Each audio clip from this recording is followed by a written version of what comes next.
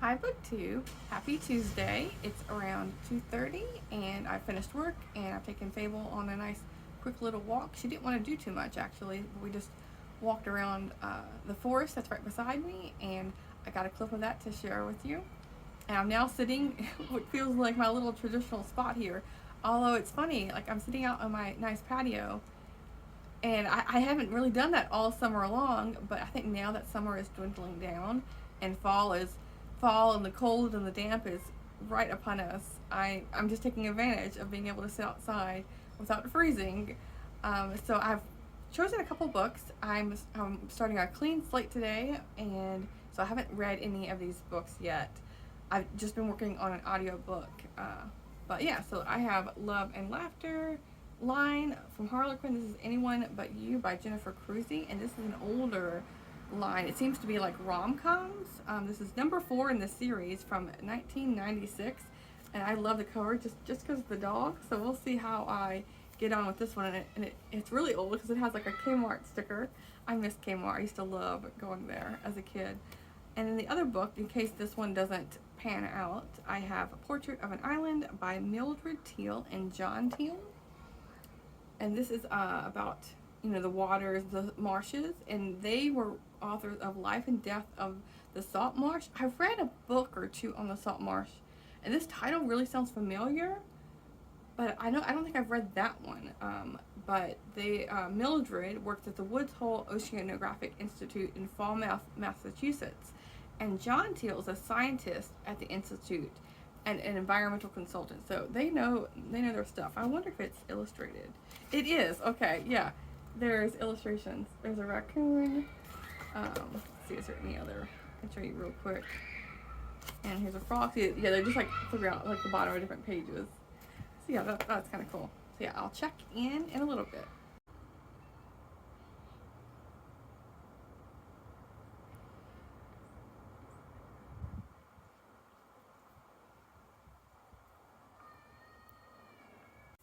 It's now 8:30 and I have finished 2 books and started 2 others. I'm getting a late start on the Shakespeare play from last week. It was supposed to be Richard III.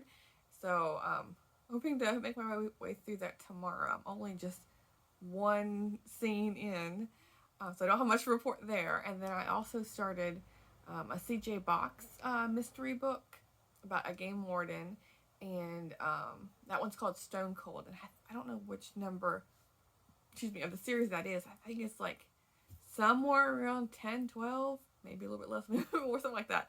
Because I just, whenever I finish one of the series, I'll just move on to the next one. I mean, I'll borrow it from the library, and then whenever it's like, when I see it's kind of come due, then I'll read it, and then, so I read like one of his books like every 2 months or so. So yeah, not much report there either.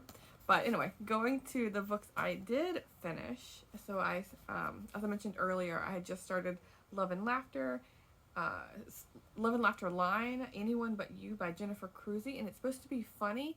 Like this book is the number 4 in their series, and so this was brand new, and so it gave a description here of the line itself. Let me see if I can find it real quick, because I did see that. Yes, it's Welcome to the Love and Laughter. It's look at the lighter side of love. It's taking inspiration from screwball comedies of yesterday and the romantic comedies of today. So yeah, this just it wasn't that funny. Like the funny parts were Fred is the Basset Hound, and our main character, Nina, she is getting over a divorce. She's 40 years old and she's been married for like 20 years, and so she wants a fresh start, and she's getting her own apartment, and she can finally have a dog. She's always wanted a dog. She goes to the pound and she was going there looking for puppies, and then Fred was right beside the puppy pen, and so she picked Fred because he looked so like Moon Knight at her with the big eyes and the droopy ears, which I love Basset Hounds.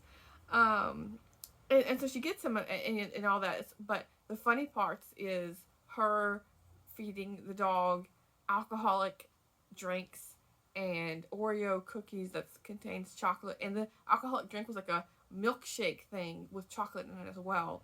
And then the dog gets sick, and then It's like the next couple of days she realizes, oh, dogs aren't supposed to have chocolate or alcohol. I'm like, well, no duh. Like I feel like anyone who's never had a dog knows you don't feed them alcohol. And it's like, oh well, just the bottom of the drink, but still, no alcohol. Like it was just I didn't like that. Like how she took care of the dog. It was just that was supposed to be funny.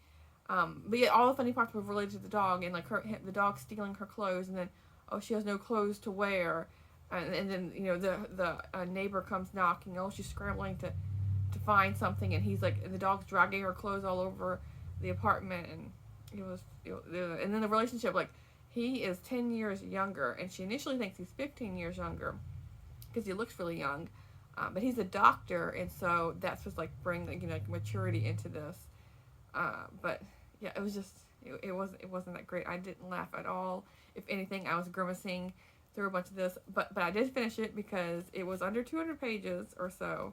So yeah, that was what pulled me through this. 184 pages, because like I've never seen this line before. It's like, oh, I don't really read romance that much, but I like rom-coms, like the movies. So I'm like, oh, this will be good and lighthearted, but it was just not the thing for me.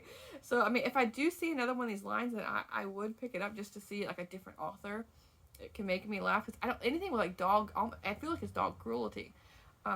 I'm not gonna find funny. That being said, I did find from I found this from a Little Free Library. It's like old, because it was like from 1996. But I also found from a Little Free Library this duet series, and where this is called Love and Laughter. This one, it says it's a romantic comedy, and so this has 2 different books in it, all by the same author, Julie Kistler. So I will try this to see if this is more fun. You can even tell by the cartoon where it's like they're being kind of more cartoonish, more hopefully more funny, funnier. We'll see. Okay, so then I also finished Civil War Women, the Civil War seen through women's eyes, and it's a short story collection and includes Lucy May Alcott, Kate Chopin, Eudora Welty, and a bunch of other authors. And it started with Lucy May Alcott, and it ended with Eudora Welty. So those 2 were really my favorite of the bunch. And reading Eudora Welty's short story in here reminded me that I got, my travels over the summer, I picked up a Library of America edition of Eudora Welty's book. So this just made me want to go on to read like the big like 1,000-page book that includes all of her works and essays and whatnot in there.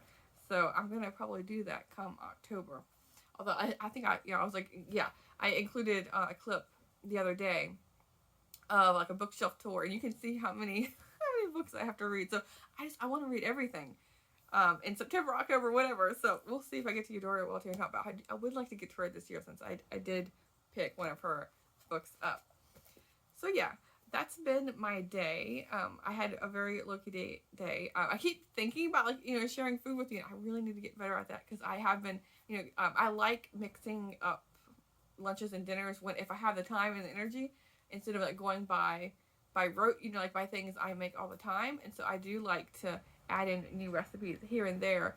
And I have been recently, so I need to get it on camera. But yeah. Anyway, I'll talk to you soon. Thanks, BookTube.